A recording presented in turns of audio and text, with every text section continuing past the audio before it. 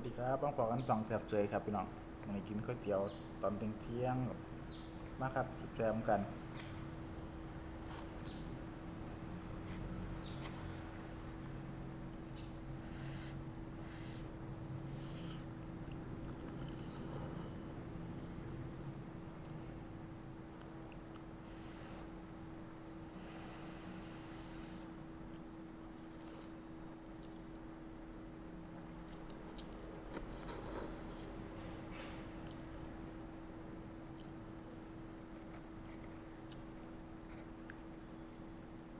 ผักหมูกรอบ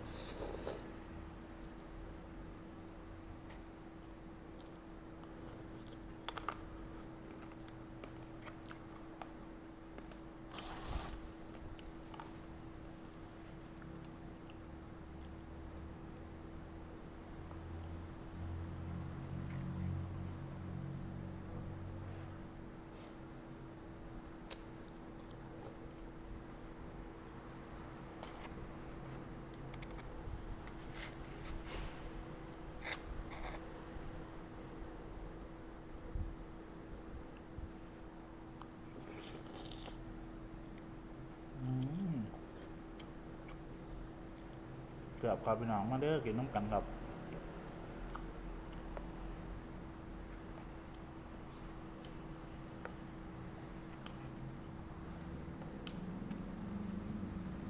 เขาวเที่ยงสดก๋วยเตี๋ยวห่อน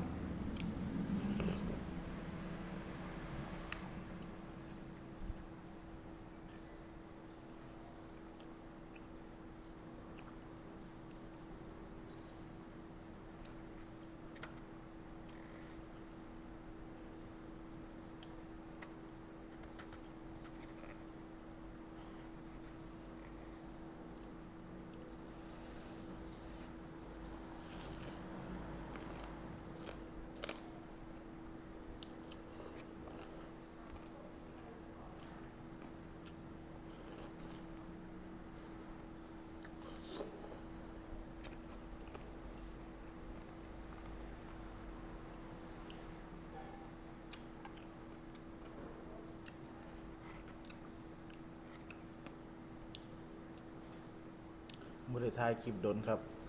คลิปแรกนี่รอบ6 เดือนครับ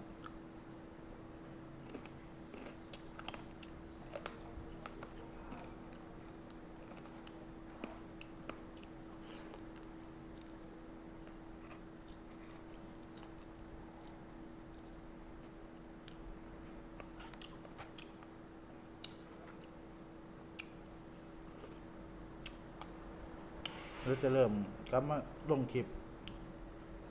ดูแล้วเอาครับบ่อยๆครับดูเอา